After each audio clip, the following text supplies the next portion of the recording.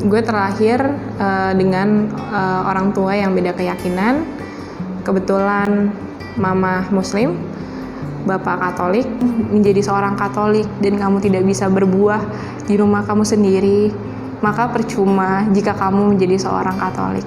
Kemarin di sini aku protes sama Tuhan, aku suka iri sama teman-teman yang bisa dikasih kesempatan misah lengkap sama keluarga, sama adik-adiknya, sama kayak ibu, bapak, anak, sama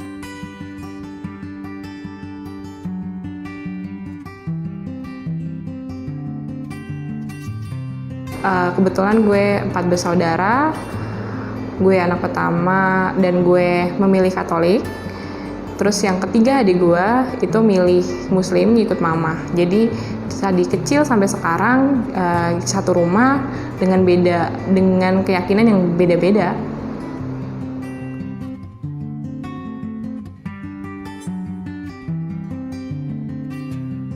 Karena gue anak pertama, dulu itu orang tua sempat debat sih ya. Debat dalam arti narik pengen ke agamanya masing-masing. Dulu waktu kecil juga diajarin, ditarik mama ikut agamanya, ditarik bapak ikut agama bapak gitu. Tapi karena dulu itu orang tua suka debat perkara agama, jadinya waktu masih kecil agak bingung nih. Kok mereka suka narik ke kanan ke kiri, ibaratnya ya, sama-sama kuat, satu narik ke Katolik, satu narik Muslim gitu.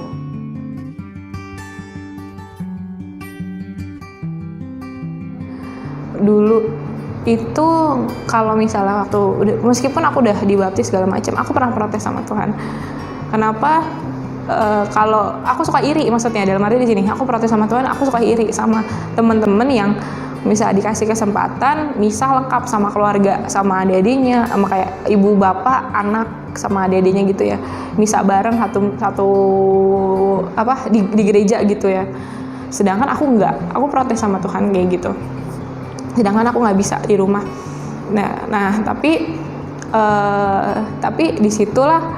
disitulah dimana aku ngerasa bahwa Tuhan naruh aku di situ ada maksudnya gitu.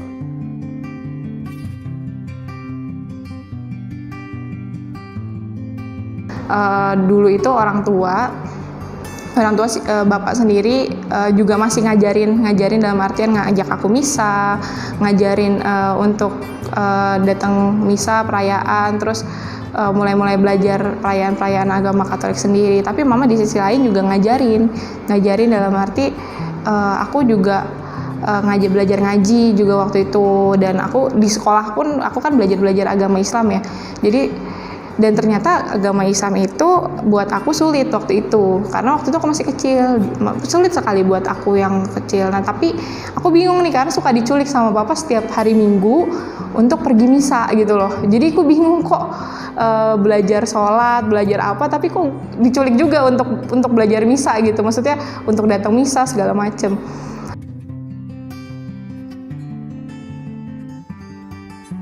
Agak menurunkan tensinya gitu, turun tensi untuk egonya gitu kan. Akhirnya orang tua berani ngomong bahwa oke, Win, nanti kalau kamu masuk SMP, agama kamu yang pilih. Tapi role modelnya ada 2 nih, mama Muslim, bapak Katolik gitu kan. Akhirnya aku pilih Katolik nih gitu. Tapi lucunya setiap misa, setiap mau terima komuni, lucunya adalah aku nggak pernah maju kan, nggak pernah terima tubuh Kristus sendiri. Dan bapak juga sama, karena kan di Katolik mungkin ada beberapa yang diizinkan dan tidak diizinkan. Dan aku dulu waktu kecil suka nanya, kok kita nggak maju sih Pak gitu kan, kenapa gitu kan. Karena kan semua orang maju nih ya, semua orang maju. Tapi kan aku kan masih bingung tuh. Nah akhirnya Papa bilang, cuman waktu itu masih bisa dibohongin dong, masih bisa, Bapak lagi capek, kita duduk aja gitu kan. Nah,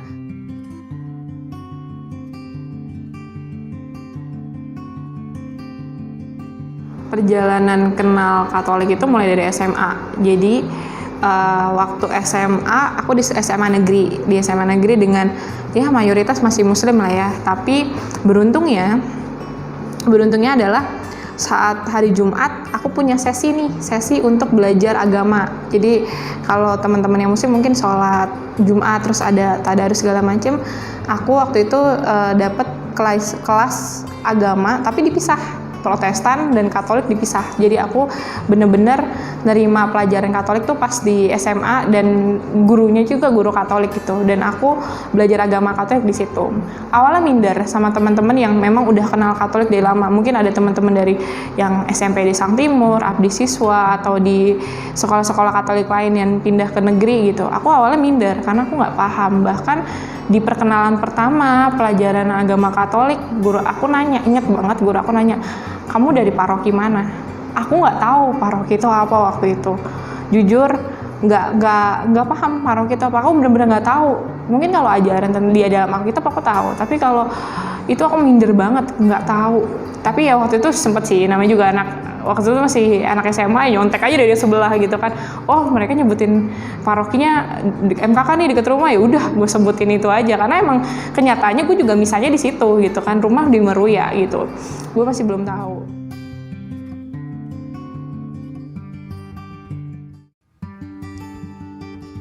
Itu ada 2 suster, gue inget banget. Suster pertama yang gue kenal itu adalah Suster Ambrosia.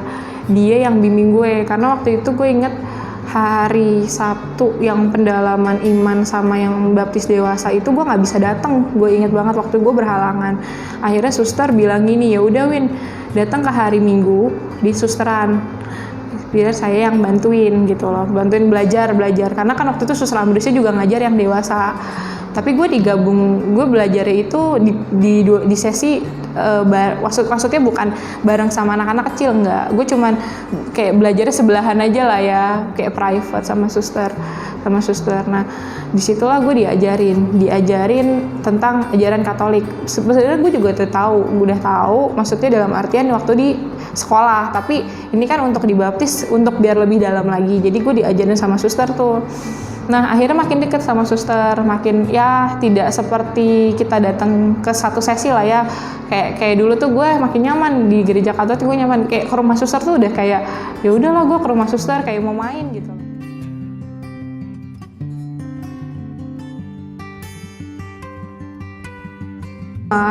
Dulu sih mungkin awalnya masih kurang dukung ya, maksudnya bukan dukung dalam arti nentang, enggak, cuman kayak ya biasa aja, cuek aja maksudnya.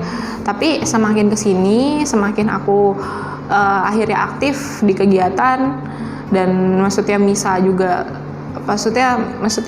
juga rutin gitu kan. Akhirnya nyokap kan ngelihat aktivitas aku kayak gimana, dan ngerasa bahwa ngikut di aktivitas di dalam gereja positif gitu kan, nggak aneh-aneh gitu, malah menjadi yang lebih aktif gitu. Akhirnya nyokap ngerasa ngedukung gitu. Bahkan kadang-kadang kalau misalnya aku dulu kan namanya kan juga OMK ya, maksudnya di Persik atau di Legio kan setiap minggu pertemuannya atau apa, itu nyokap kadang-kadang kalau misalnya aku lagi males gitu ya, kadang-kadang kita kan nemu titik males ya, nggak mau datang dulu lah ya, aku males di rumah aja gitu kan, mau lah weekend di rumah.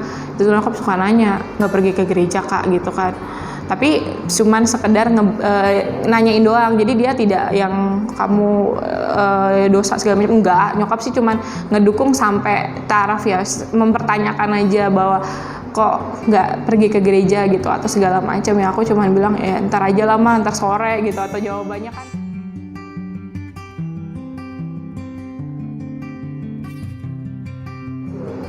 pelajaran apa? Oke.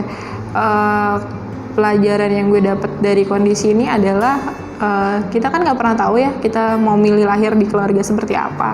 Tapi pelajaran yang gue dapet adalah menjadi garam di dalam rumah sih. Dalam rumah dalam artian gue kan cerminan dari Tuhan Yesus sendiri kalau di rumah gitu kan.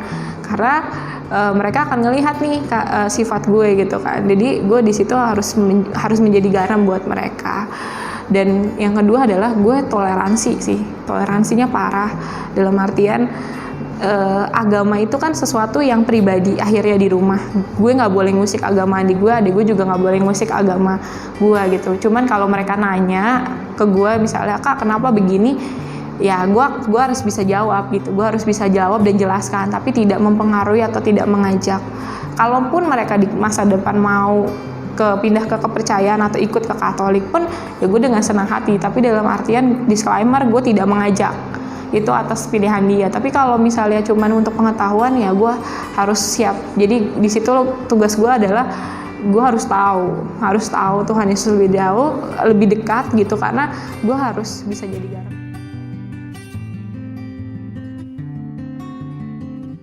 Dan toleransi, bahkan kalau di kamar pun, kan gue satu kamar nih sama adik gue yang cewek, di kamar gue naruh salib, majang salib gitu kan, ya gue tetap majang dalam artian kalau gue berdoa gue juga, ya mereka toleransi gitu, mereka nggak yang nggak boleh nih kalau sholat nggak bisa gitu, nggak, di keluarga nggak gitu. Jadi akhirnya adik gue toleransi dengan gue, agama gue, dan gue juga harus toleransi. Kayak misalnya mereka sholat nih, ya sudah, gue tidak bisa ke kamar dulu gitu kan, karena kan dipakai sama dia. Ataupun gue berdoa, gue minta sama adik gue misal berdoa nih, jangan masuk dulu ya nanti dia cuman ya udah kak, dia kayak gitu.